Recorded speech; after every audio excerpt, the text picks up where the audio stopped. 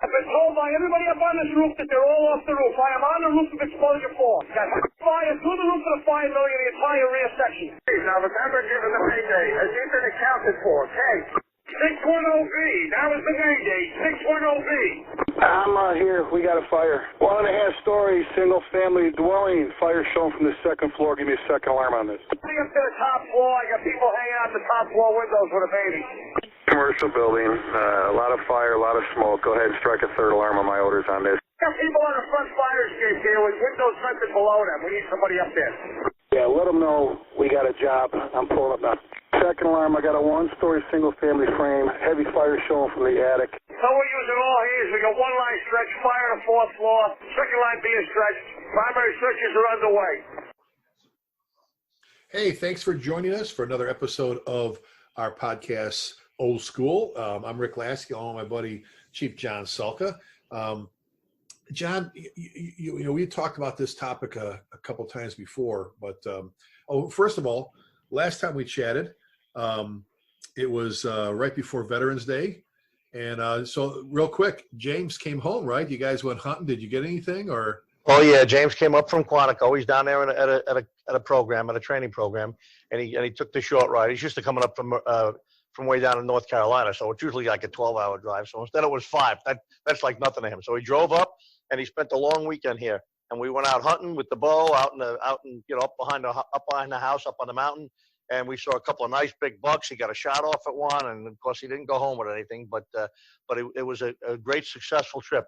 A bad day in the woods is still better than a good day at work, you know. So it was. So well, we had fun, and he. Did you see any of your? I know you've had them forever, but lately your buddies, the bears, man, those are big ass bears you're chasing away from your house. Yeah, there've been bears around the house, right around the house. Like the other night, I was walking into one of the rooms to put my hearing aids in the charger, and I look out the window. The spotlight's on. There's a big old 500-pound black bear standing in my driveway, looking at the house. You know, so we got some videos of that. 2 nights earlier, either the same bear or somebody else was here, flipping a garbage can over. I had to go out and yell at him, and flash the flashlight at him to get him out of here. So. We saw a bunch of turkeys. We saw deer and turkey up there. We didn't see any. We got coyotes. We got a bunch of stuff up there. But that's all we saw. We had a great time. Well, how nice! And you got to spend time with one of your kiddos. You know, you love your family so much, and to spend time with James, especially, not seeing him as much as with him traveling. As the other guys, yeah, absolutely. He has to deploy and all that stuff. So good for you. Good for you. And then we're doing good here.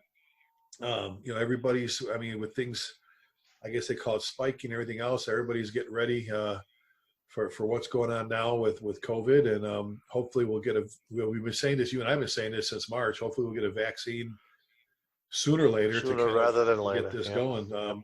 I just spoke to one of my buddies. He's got a firefighter that's been off for 8 months, and lung problems. And I talked to another one of my buddies, a guy that's on OT. This could be career ending for a lot of guys with their lung stuff. Yes. And anyway, again, and I'll say this before we start on our show topic, John, and I'll say this to our listeners on behalf of both my buddy John Salk and I.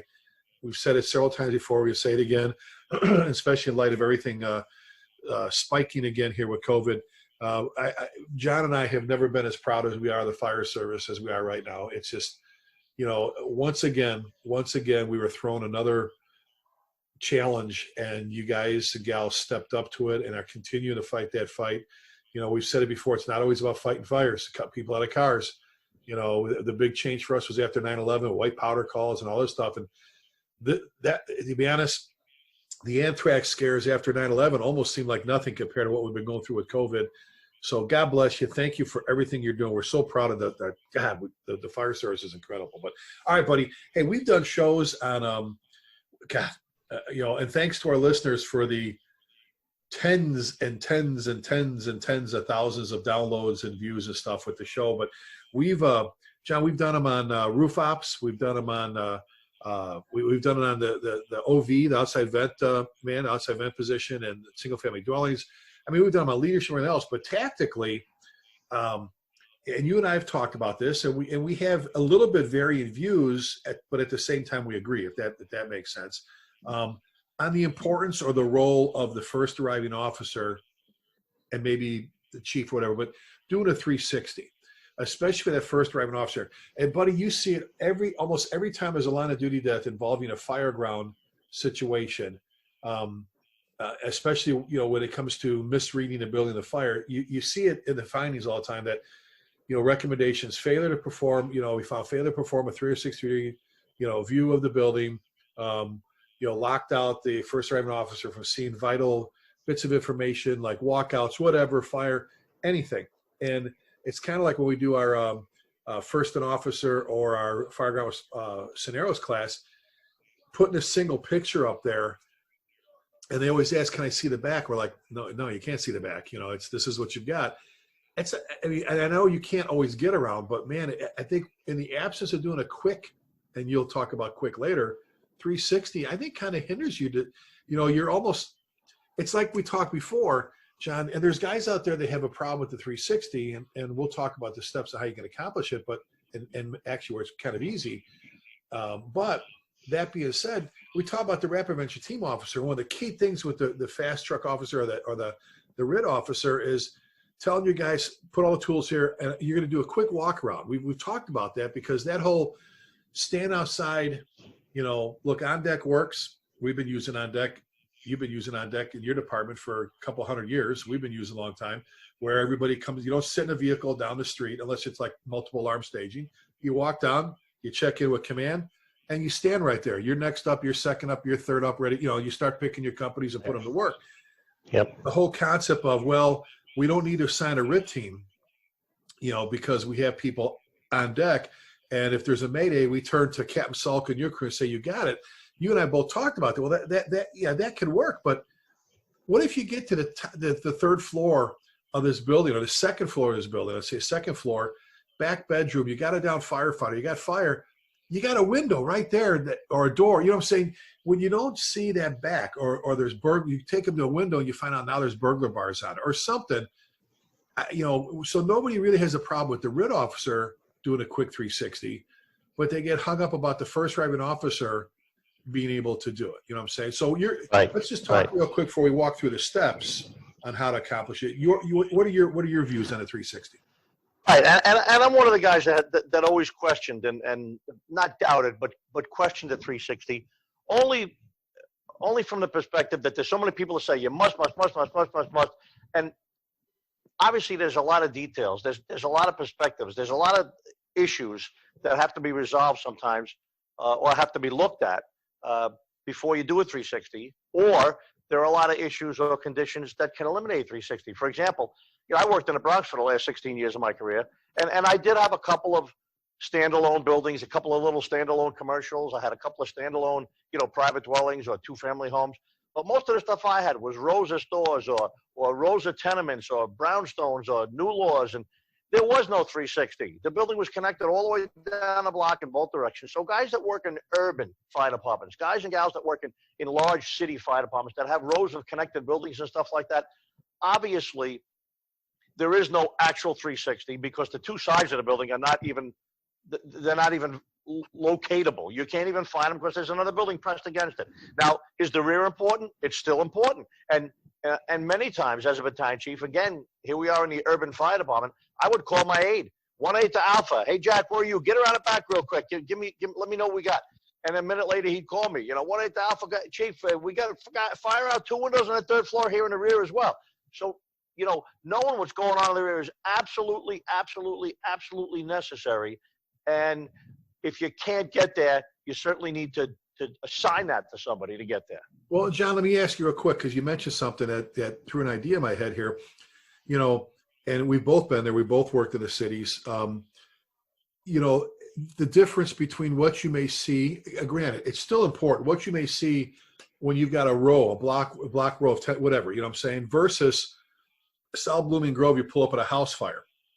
The differences between additions and add-ons and stuff in the backyard, we'll talk about all these things in a second, in a single-family dwelling that can be manipulated a lot easier than what you had in the Bronx. I mean, there's only so much you can do to the back. Maybe some kind of burglar bar, shutters, backyard fence, all the things we'll talk about a little bit. But there is a big difference. I mean, and I guess the importance would be, you kind of said it. it's difficult with different in the Bronx to get a 360 on those things because it's a block. You'd have to walk down an entire block to go around the back. But if you got an aide, if you got someone, hell, I used to do that for Eddie Enright. Eddie Enright would go, hey, Rick, go give me a read. Give me a read on the back of the building, in Chicago. I'd take a quick duck, come back. Okay, you got this, you got this, you got that. You know what I'm saying? Same, like you said, send your aide. But then you get home, your chief of your department, you respond to a single family dwelling fire where you go, I mean, to be able to take a quick duck, like we'll talk about a little bit, and take a little view of what you got on the back, a lot easier. But you're right. I mean, there are some places. And here's another thing. And you can, even in, let's say, a smaller department, a department that might have a mix of buildings, maybe you got a whole private dwelling neighborhood, but then maybe you got a little downtown section. You know what? Even if you don't have an aide, and I say aide like everybody's got one. I know hardly anybody has a battalion aide or somebody driving the chief or assisting the chief initially, but you might be able to take a quick duck through the adjacent building. So you got a row of 5 buildings. The middle building, the center building's on fire. So you go one building to the right through the first floor, up you duck through, assuming the first floor is not on fire, you got no conditions over there, right? You duck through the first floor, bang, out the back door, quick look at the fire building rear, and right back out to the front. And now you've done sort of the equivalent of a 360. You got an eyeball on the rear, and you came right back out to the front. Everybody's got radios. Somebody just say, oh my God, you're not out in the front of the building. What happens if somebody arrives? And I always tell people, if you don't see me, you call me on the radio. I'm there if my car's there, So either getting to the rear yourself, assigning somebody to the rear, or in the case of a private dwelling or a standalone building, of course, doing a quick 360. Getting around a building yourself is always, always, always a good idea because you just can't believe, and you know it and I know it, both of us, from the multiple different places we've been working and the multiple different places we visited and talked to people about, and there's close calls and near misses. You get these places that from the front, it just looks like a row of 2-story buildings. You go around the back, and it's a 2-story drop-off down to the Ohio River. You know what I'm saying? There's not even a road in the back. There's not even any grass in the back of the house. And sometimes you simply can't tell from the front of the building. So there is absolutely no reason to not get a set of eyes on the rear of the whatever's on fire by whoever it is you assign to do it or however it is you get there. Well, in comparison of maybe an urban department where you're assigned to an engine or truck company and you have your pretty much, you knew your district, you could close your eyes and you could picture where you could describe the buildings you're pulling up to versus, some of the career departments that are out there or some of the volunteer departments have a big area to cover where you're driving, you're going, okay, I know there's those 2 houses. I know that, I've never been to the back of that one. You know what I'm saying? Like you said, you could be seeing a whole different set, but I'm glad you brought that up. Because I wrote an article a couple of years ago about, building inspection and checking your buildings out and stuff like that. And I said, and please don't tell me, well, gee, we're a volunteer fire department and we just have a little small downtown area. And, we really we're not on duty. We don't go out on building inspection. And my answer to that was nonsense. Whatever it is you do for drill, like if you pick every Wednesday night for drill, so 1 or 2 Wednesday nights, maybe during the summer, you get a couple of things lined up during the day. And you tell a guy at the hardware store, maybe the guy at the supermarket, listen, we're going to come in on Saturday morning with a couple of firemen. We're not going to have our gear or nothing on. We'll just be wearing our baseball hats and stuff. And we want to take a look around the back of the building, maybe inside, look at your storage area just to see what it's like in case we ever have to come in here to do a call. So even volunteers can do that. You can just prearrange it and make it a drill. It's still sort of a building familiarization or a building inspection. And so, like career guys do it. And I know career departments that don't go out on building inspection as well, which is, it's really inexcusable. I'm not saying building inspection, quote unquote, enforcement. Building inspection, quote unquote, familiarity. For crying out loud, you're the guy that's going to put gear on, put a face piece on, crawl into a 0 visibility condition in a hardware store on Main Street in the little town that you live, and you don't know how deep the store is, and you don't know what's through that back door because you never worked in the hardware store. We really should all, as firefighters, and the smaller your town, the smaller your district, the more essential it is, and frankly, the easier it is for you to get into those buildings. Well, sometimes it's just you looking around the training room and going, Tommy, all right, Tommy, you work at Billy Jones hardware store. Tell everybody here, but let's talk about the building. You work there. Are you there all the time? Or Cynthia, you work over at that particular building. Tell us, you know what I'm saying? You actually have people unofficially that have already done pre-plans and inspect. They actually work or been there. Or from working there or shopping there, even when you go out shopping. Say, hey guys, let's walk through the hardware store after lunch today, just to see what's around. You might even be. I mean, you don't want to go in there and make a pain in the neck of yourself to the owner during business hours. But you might even say that, hey, you got a minute for a couple of us to just 3 of us? Can we walk through the storage area, just take a look at your back room? Oh yeah, sure, guys, go ahead. And we just come out and let me know when you're done, you know? Or the guy might say, gee, can you come back some other time? So you can work that out, you know? And some of those people actually like, no, come on, let me show you. They're actually, you know, they're actually, they love the fact that their local fire department's taking an interest in their facility. Right. And they're like, we just had the firefighters come. I think for some places, as long as you're not there going, and then you got to change this, you got to change. You know, right. More positive PR. More positive like, PR. Yeah. Yep. The firefighters are just here. You know, God, I feel so much better and all that. You know, and I agree with you. And someone just posted it again on social media. It's a quote you said on this show. You've said it. I made you say it several times, but they just posted like the other day about. And help me out, John. You know it's where I'm going to have to. You know, the time you pull up to a building that's on fire shouldn't be the first time, you know, you've been in that building or you've looked at that building, you know, that kind of thing. You've talked about that forever. There's no excuse for that. And I'm not talking again about a guy in Engine 96 in Chicago that's got, 7,000 buildings in his first due area and, a mix of high rise and low rise and brick and frame. And I'm talking about the typical place, not if there's such a thing, the place that has a reasonable response area. You're not going to get into every single house and every single building, but you certainly should be familiar at least with all the buildings that you go first due to, that you ride into first, Right. Exactly. I like how you said it. And, I know a lot of volunteer fire companies, it's hard. I mean, you know what it's like by you and I'm working for Ryan Fetzer, the fire chief here at Wichita West. I'm one of his probies, and I'm shooting for Rookie of the Year. But there's an article for us, John. 45 years on the job and rookie. But that being said, I know the challenges he and his staff, his guys have. Monday night, okay, one night we're going to do a meeting, next Monday night we're going to do a drill, and then it's maintenance on the rigs and all that stuff. And it's hard to fit everything in at a Yep. But again, I think there's ways we just mentioned to get around that in a way of using your people and asking about buildings. You'd be surprised. The guy that's quiet off in the corner at every drill night, he works at that hardware store.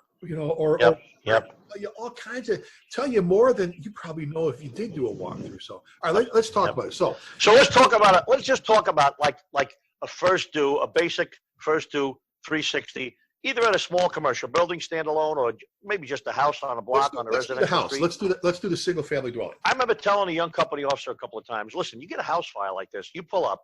Obviously, it's a working fire. You give it 1075, or you say, we have a working fire flame, a fire showing, whatever. You call for more help.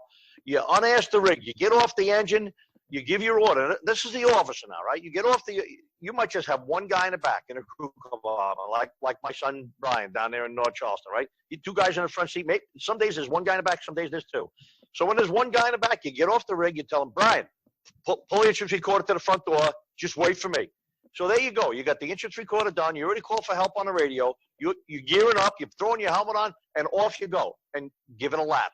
You're not running because you don't want to run, but you're not just strolling. You don't have a pad to pen out or anything. Yeah. You're taking a quick run around this house, seeing where the smoke is, and you might notice, gee, there was heavy smoke out the front of the house, flames out one window out the front. There's not even any smoke out these side windows. You get around the back, a little bit of smoke. You get around the other side, wow, a lot of smoke here. Now you have an idea. Maybe it's in that 1-2 corner or that AB corner. And then you back around the front already. Boom, you get there. You guys just finishing up the stretch. Maybe you got 1 or 2 guys, whatever it is. And now you got that 360. Now if somebody asks you, anything showing in the back, you can answer no. Or you can answer, if you did see something in the back. And you could find a burned civilian that tumbled out the back kitchen door and is laying in the yard. Could you imagine not doing that? Could you imagine stretching a line in and somebody else arrives, they're backing you up, nobody takes a walk around, and 20 minutes later or 10 minutes later even, somebody says, hey, we got a victim in the rear. So, that quick walk around. Now what can prevent that? What can slow that down? Even though they're separated houses, a lot of people got fences. Some people got fences between houses and separate the front of the house from the rear. Down here. You know what? Bushes and fences and attached garages or detached, but there's only a 8-inch space between the garage and the house. So there are going to be challenges, but let's face it, we're the fire service. That's what we do, right? You have to handle the challenges. Well, and John, back that up for a second. Like you said, I mentioned already, just mentioned, this is like Texas, like the fence capital of the world. Everybody's got fences here. But so we're talking about that private dwelling, okay? And I'm your captain. I'm pulling up on the engine. As I'm pulling up, we've always said this. In most cases, never say always, but in most cases, I should be able to grab 3 sides pulling up with the engine, right? I'm pulling up. I'm looking at the 4 or the D side as I'm pulling up. I see the front.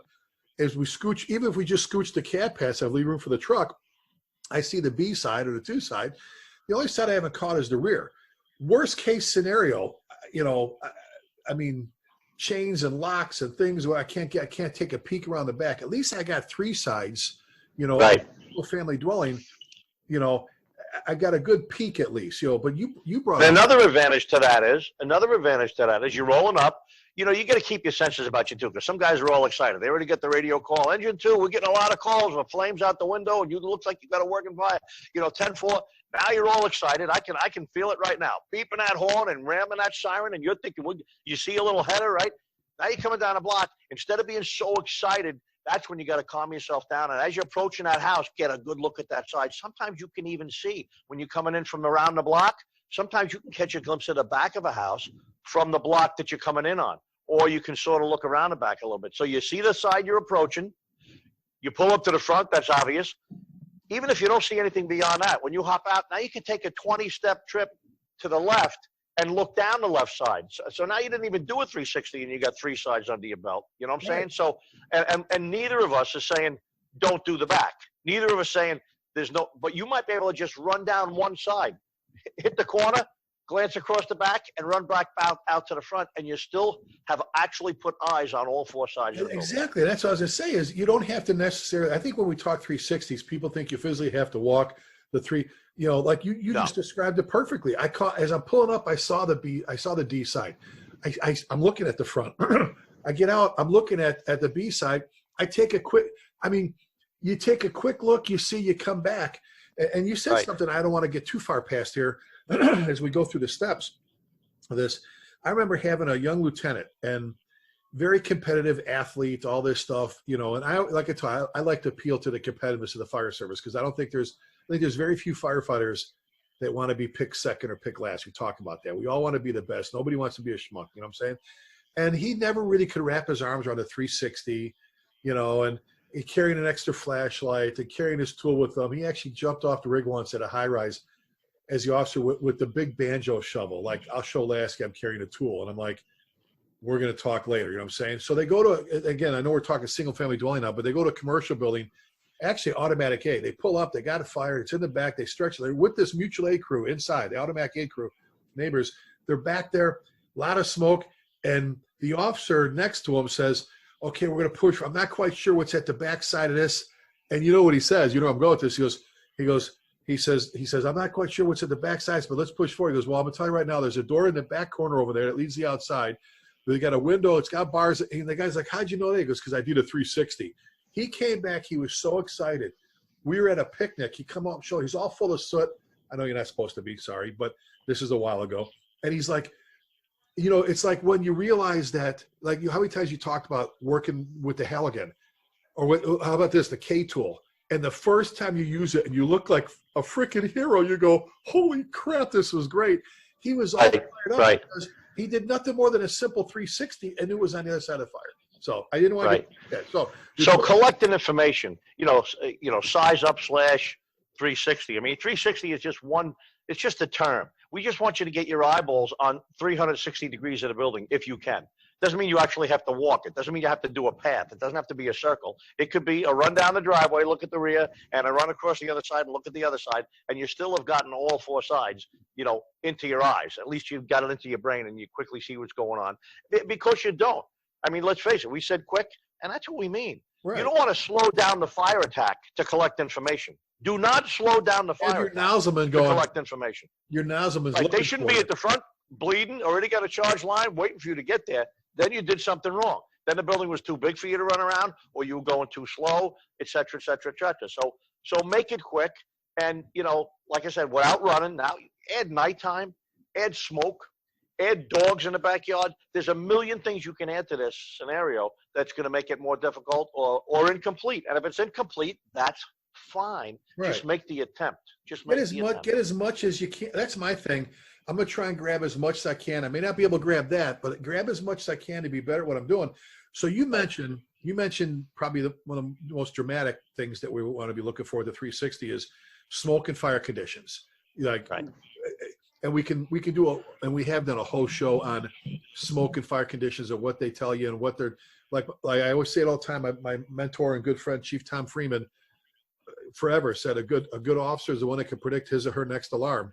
Any mope can stand in the front yard, burning the ground you have in front of you. If you're not looking at the smoke and the fire, it's telling you right now what I'm burning, how I'm burning it, how pissed off I am, what I'm going to burn next. If you don't take care of me, I'm going to keep doing this.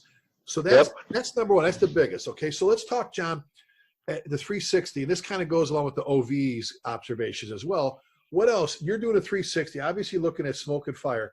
Let's talk. What else are we looking at? We mentioned briefly a couple things, but what would you want one of your captains to be looking for or noticing as he or she does that 360, that quick 360, besides the smoke and fire?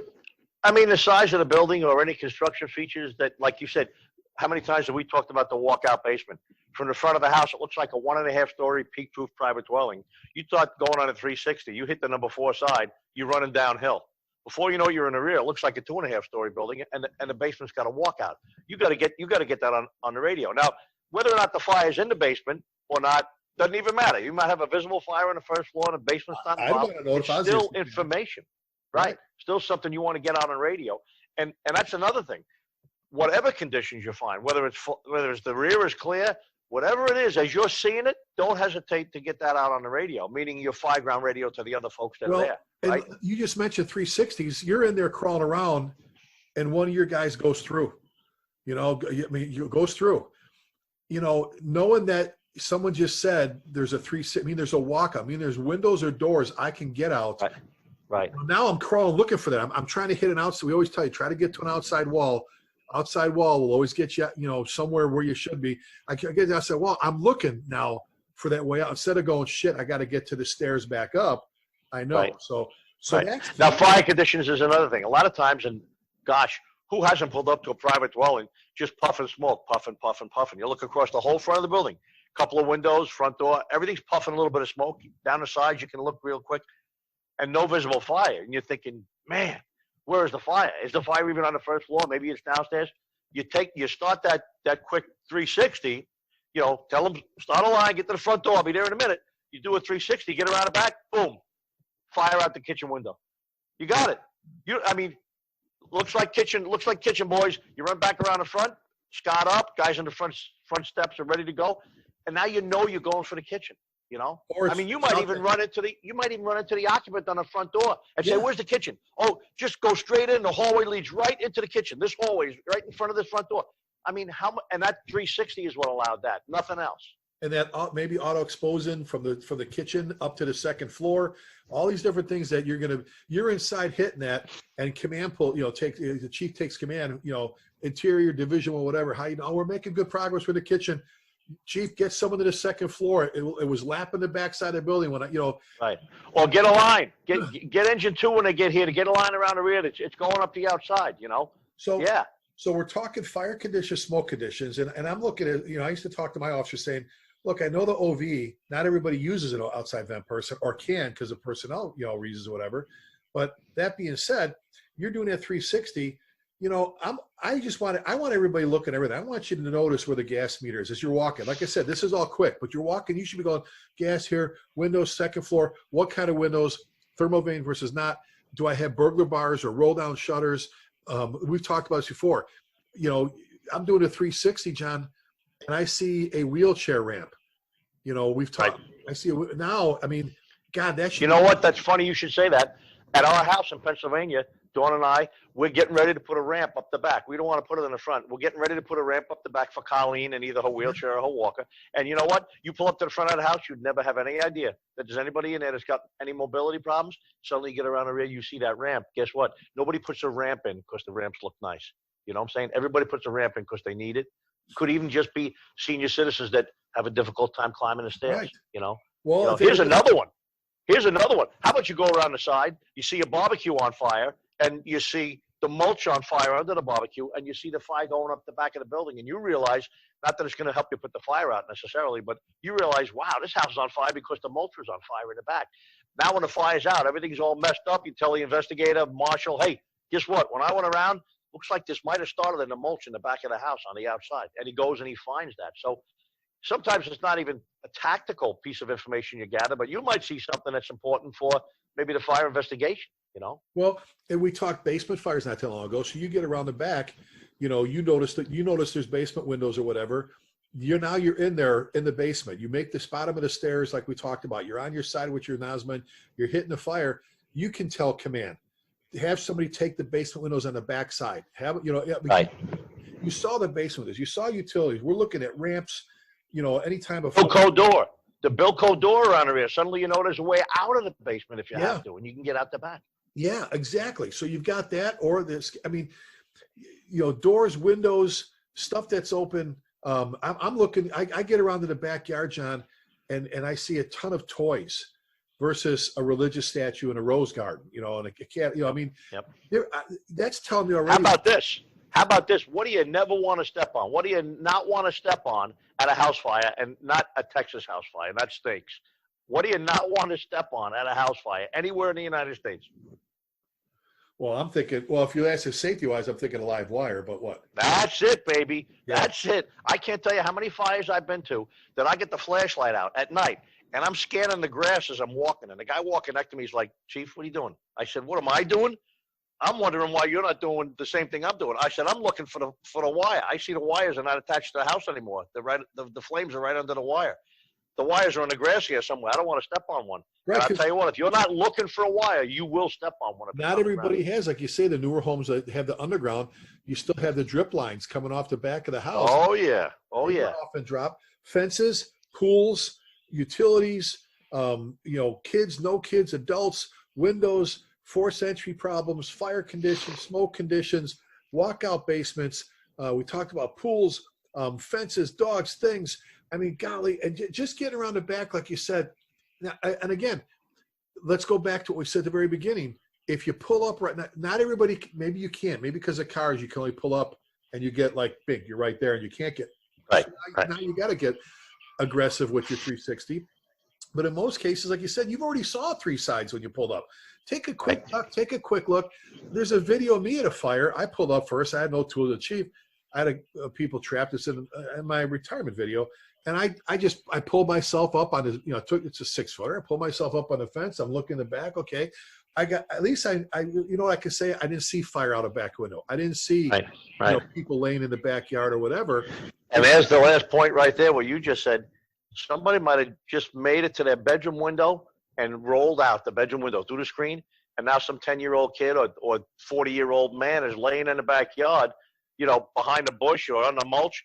And we're not even thinking, we're not even anticipating a victim laying outside, John, I had a guy tell me in Coeur d'Alene, one of my officers, I'll never forget this. I've told you about this fire. We actually, God bless our good friend Jeff Welch, was my interior chief on there. I miss Jeff so much. What a great guy. God bless you, Jeff. I know you're taking care of us from heaven.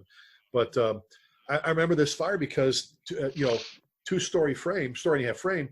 The officer gets around the back. I pull up. He goes, right away, he's calling me, Chief, I have a handprint in the window.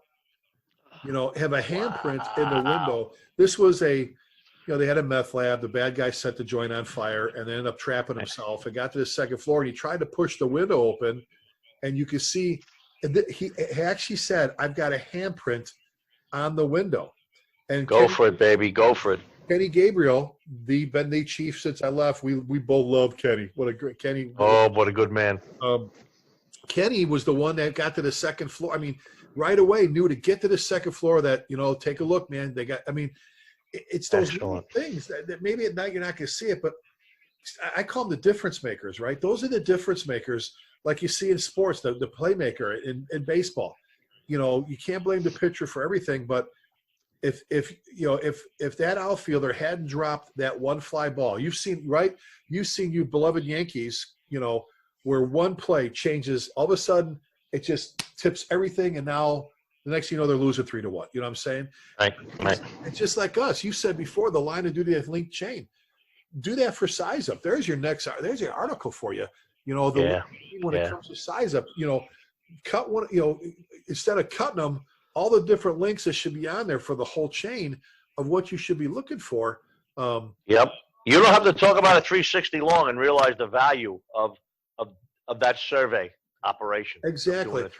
And I'll say this, if you're an officer and you're worried about taking a quick duck, as Tom Freeman would say, a quick duck, and getting back in front, your firefighters already stretched a line, they've charged it, bled it, and ready for you masked up. If you're worried about, oh, now I'm the one holding them up because now I have to mask up, you know, I'll be nice. I'm being nice with my words now. Train, okay? You know, if you're the officer and can't put your face piece on quick enough and your hood and your helmet, I you know what I'm saying? I don't know if you should be riding the front seat, really. You know what I'm saying? You should be able to be coming around the third corner, practically running with your helmet flipped off your back, with the chin strap holding it around your neck, putting the face piece on, and telling you guys, get ready, bleed the line. You should be able to do all that all at once. And if you can't, then you're right. You haven't been training. You need to get a little bit better at what you do. That's right. Yeah, even if you just walk. I mean, you and I've seen them. That one video I talk about from Dallas all the time that Fox News had me watch. That officer, you watched him on the helmet cam. Be right back. You can see him take off, and this firefighter, one-story frame, fire blowing out the back, some fire out the front. You're watching this guy's helmet cam stretch the line, flake it out, call for water, helmet upside down. You hear the line charging, helmet back. All of a sudden, he's masked up. He bleeds the line, and his officer's back there going, okay, we're going to go through the front. And you watch him, and he masks up like that, right? Boom, pull, strap, boom, hood, boom. I mean, you should not be the one fumbling with your air pack in your face. Absolutely not. You know, absolutely not. But anyway, I mean, good. The 360, we talked about it, and I just think there's a reason why it keeps popping up a line of duty. That's John in the findings where, you know, where you see these guys and gals get jammed up because nobody went and looked at the backside or took a quick, you know, shot, and then sometimes that's the tip. So important. Yeah, so important is whether you get out or get in. So great points. 360s. Hey guys and gals, sit down. This is a great conversation to have when it's pouring rain or snowing outside, or drill topic change last second or whatever, or if you're just sitting around the kitchen table having coffee. Look what we talked about in a little over 30 minutes, just about a 360. You know, simple stuff that will make all the difference in the world. Anything else, buddy? No, that's about it. Other than obviously this conversation could go on and on and on, you know. And you're right. You know, this is kitchen table discussions. Whether a couple of guys sitting around a volunteer firehouse on a Friday evening, or whether it's guys coming back from a run, you know, in a career department, or just sitting around lunch and talking about the last job you had, talk about doing a 360 and what they saw in the rear, or gee, I didn't think about that. And yeah, it's a great. That's a great kitchen table's a great training ground. We know that, right? Great topic. Well, that wraps up another one, buddy. All right. To our listeners, you can catch us. Obviously, you're here, but so make sure you subscribe on iTunes or Spotify. For those that don't have an Android or an iPhone or whatever, I post them on my YouTube channel at Chief Lasky, Lasky. So you can get them there, as well as I posted a lot of our command posts. The podcast John and I do for fire engineering. Those are also, I went ahead and posted all those on there from 2018, 19, and 20 that we've been recording them. So you can have those as well.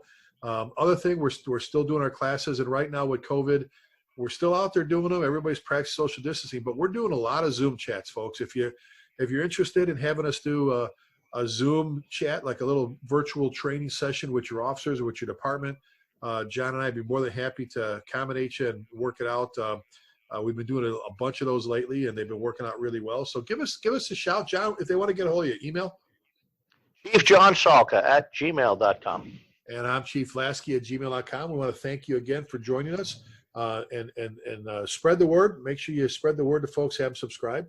That being said, we always ask you at the end of every episode to please keep the men and women in our armed forces in your thoughts and prayers. And right now as well, please keep our brothers and sisters on the blue side of our family, our law enforcement family, in your thoughts and prayers. They're taking a whipping right now. We love you. Thank you to all our officers out there.